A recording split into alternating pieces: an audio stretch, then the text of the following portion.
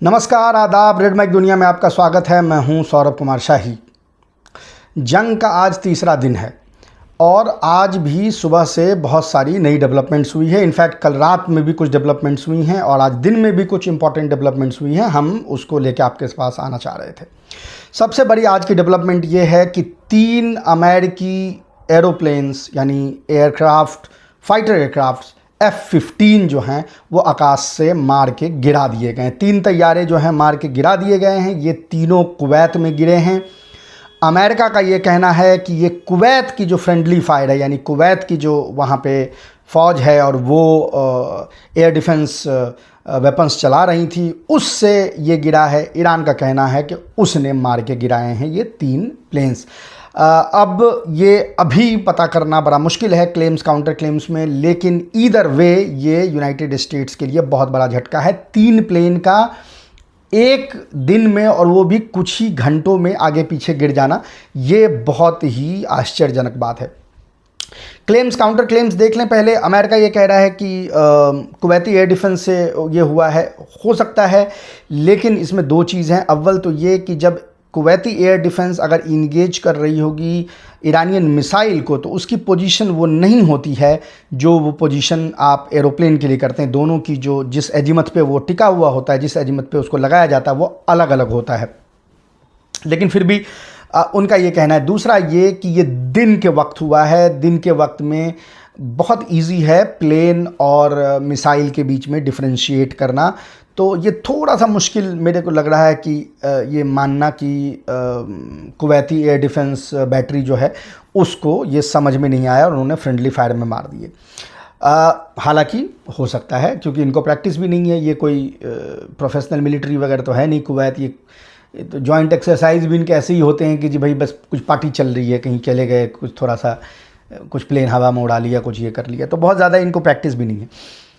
लेकिन एक और चीज़ जो है वो थोड़ा सा इसको संशय में डालता है, वो ये है कि एक होता तो मुझे समझ में आता कि हाँ भाई, एक आपने अनआइडेंटिफाइड प्लेन थी, आपने उसको मार के गिरा दिया, पॉसिबल है होना। 3 थोड़ा मुश्किल लग रहा है, बट एनीवे अमेरिका का ये क्लेम है। ईरान ने कहा है कि उसने मार के गिराया है। अमेरिकी इसके लिए या इजरायली इसके लिए जाने जाते हैं कि वो एक्सेप्ट नहीं करते हैं इन लॉसेस को और उसको छिपाने की कोशिश करते हैं। जैसे आपको याद होगा, जब अंसार अल्लाह के साथ उनकी लड़ाई हुई थी तो 3 प्लेन जो है उनके गिराए गए थे। हालांकि ये यूं हुआ था कि एक प्लेन को मारा गया था, 2 प्लेन ऐसे थे जिनको कि टारगेट किया गया था एयरक्राफ्ट कैरियर पे और वहाँ से वो गिरे थे। लेकिन उन्होंने कहा कि तेज़ी से वो यू टर्न लेने के चक्कर में, जैसे कि कोई कार हो, ये प्लेन्स जो हैं उस पे से गिर गए। बट एनीवे ईदर वे ये 3 F-15 का एक दिन में गिर जाना, मुझे नहीं लगता कि मैंने इधर पिछले कई सालों में इस तरह की कोई चीज़ जो है वो सुनी होगी। लड़ाई अपने उसी इंटेंसिटी से चल रही है। कल से अमेरिका जो है वो सिग्नल्स भेज रहा है।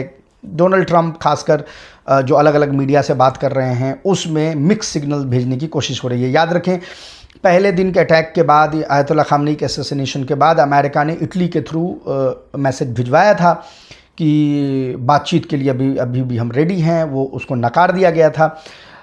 अब डोनाल्ड ट्रंप को ये लग रहा है कि शायद उन्होंने चूंकि वो पेशकश कर दी है तो उससे उनको कमज़ोर समझा रहा है, तो अब वो अपनी डोमेस्टिक ऑडियंस को समझाने की कोशिश कर रहे हैं और ईरान को एक इशारा देने की कोशिश कर रहे हैं कि ये 4 हफ्ते तक जंग चलेगी। और इतना तो हम पहले से भी मान रहे थे। हालांकि उनके खुद के एडमिनिस्ट्रेशन के लोग जो हैं वो अब चीज़ें लीक कर रहे हैं मीडिया को और वो इनके दावों को खारिज कर रहे हैं। वो सब कह रहे हैं कि इनको ये लग रहा था कि 2nd 3rd डे में मामला ख़त्म हो जाएगा। अब ये और उनको ये उम्मीद नहीं थी कि इस इंटेंसिटी से उन पे अटैक किया जाएगा। 2-4 लीक्स और हुए हैं जो बहुत इंपॉर्टेंट है।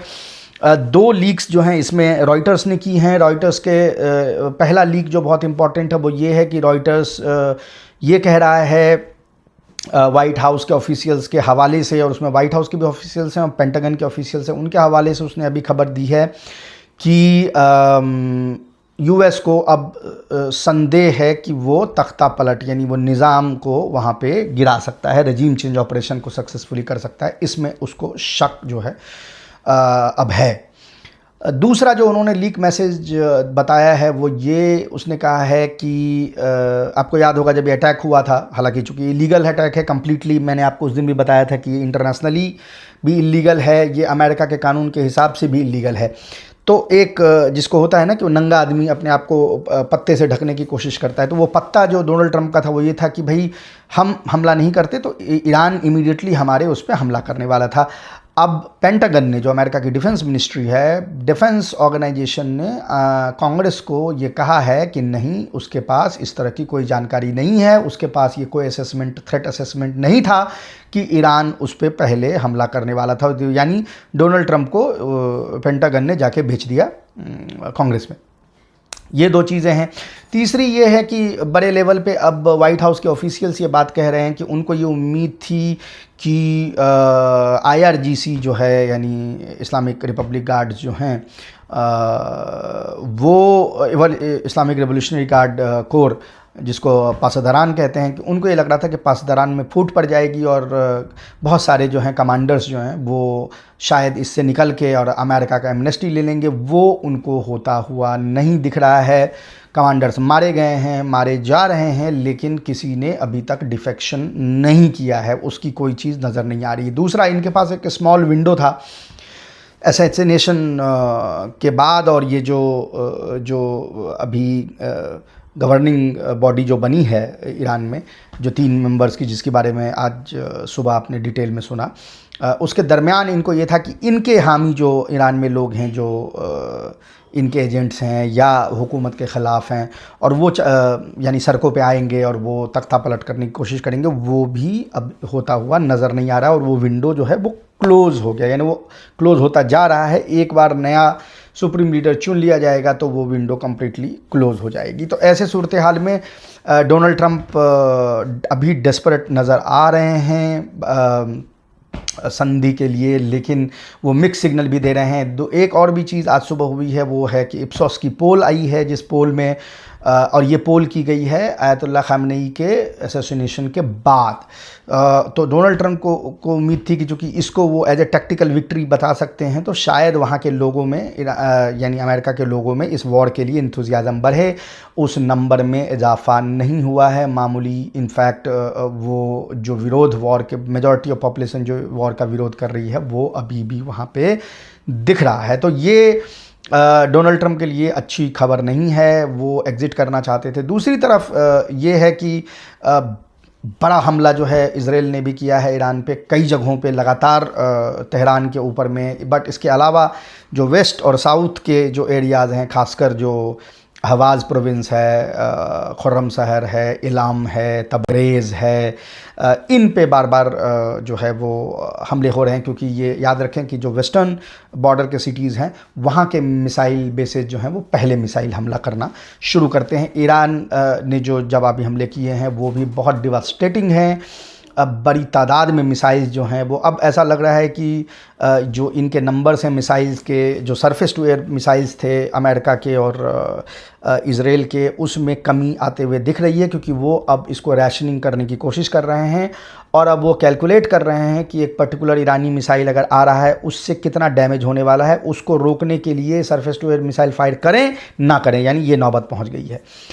जहाँ तक पर्शियन गल्फ़ कंट्री का सवाल है, तो उनके जो सरफेस टू एयर मिसाइल्स हैं, मेरे अपने कैलकुलेशन के हिसाब से आज रात से कल सुबह तक वो एग्जॉस्ट हो जाएंगे, और उसके बाद आप और डिवास्टेटिंग उन पे अटैक्स जो हैं वो देखेंगे। उन पे से मुराद ये है कि उन पे नहीं अटैक हो रहा है, वहाँ पे जो अमेरिकी बेसिस हैं उन पे अटैक हो रहा है।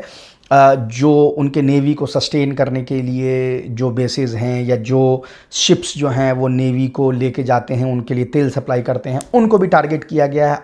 अभी जब मैं ये अब रिकॉर्ड कर रहा हूँ शाम के 6 बजे, तो अभी फ़िलवक्त जो है वो 2 इस तरह के टैंकर्स हैं अमेरिका के, जिनको टारगेट किया गया है।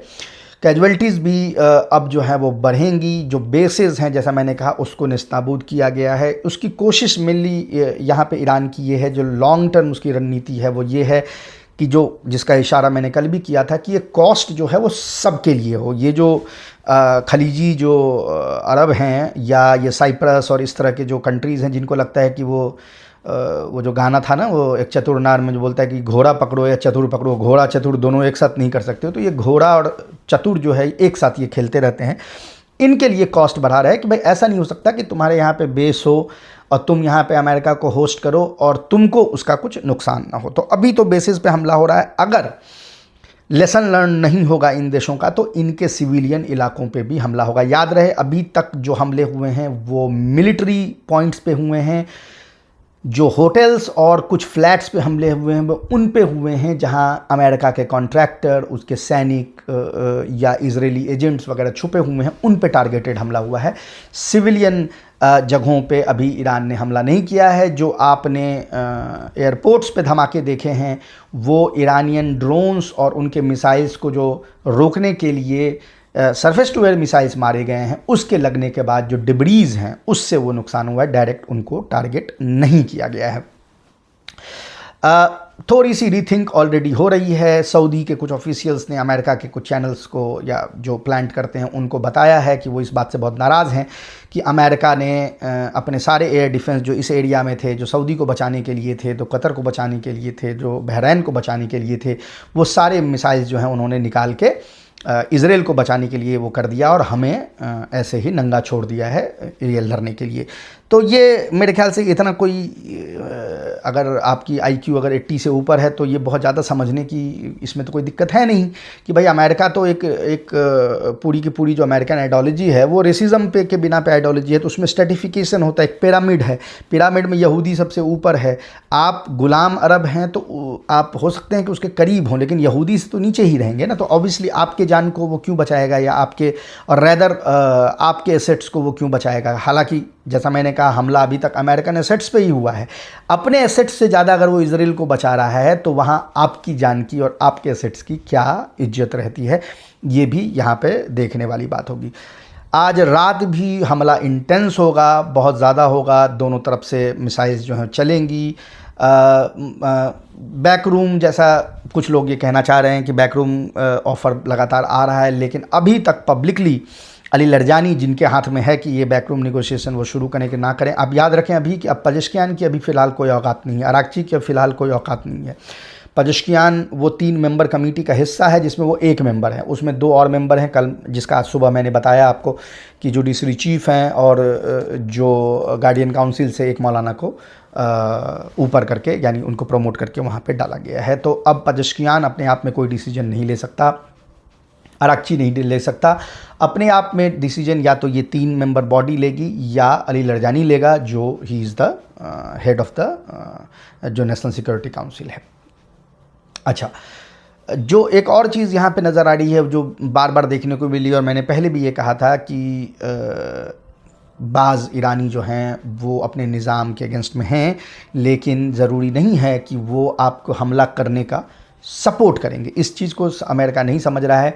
कल से मेरे पास इतने लोगों ने मैसेजेस पर्सनल किए हैं या मैं फेसबुक पे, ट्विटर पे, बाकी जगहों पे देख रहा हूँ। इनफैक्ट आपकी स्क्रीन पे भी आपको नज़र आएगा एक ट्वीट जिसमें बहुत लोग ये बात कह रहे हैं कि भाई हम तो ठीक से मुसलमान भी नहीं है, मतलब ठीक से हम शियाइज़्म को फॉलो भी नहीं करते हैं और रहबर को यानी अयतुल्लाह ख़ामेनी को फॉलो करना तो दूर की बात है। कुछ लोग कहते हैं कि मैं तो क्रिटिकल हूँ, उनके सपोर्टर को गाली देती हूँ, उनको गाली देती थी लेकिन मैं सुबह से रो रही हूँ, या मेरे पापा जो हैं सुबह से रो रहे हैं और एवरीबॉडी। तो ये गैल्वनाइज इसने एक अलग तरीके से किया है। कल इनफैक्ट दिन भर प्रदर्शन हुए हैं जो रेजीम के सपोर्ट में यानी निज़ाम के सपोर्ट में जो ईरानी हैं, और रात में भी वो प्रदर्शन कर रहे थे। उन प्रदर्शन पे मिसाइल मारी है इजराइल ने, लेकिन वहाँ से लोग हटे नहीं हैं। तो ये जो उनको ये लगता था कि एक बड़ी तादाद में लोग सड़कों पे निकल के आके हुकूमत के अगेंस्ट में, निज़ाम के अगेंस्ट में निकल के आके उनका तख्ता पलट कर देंगे, वो फ़िलहाल होता नज़र नहीं आ रहा है।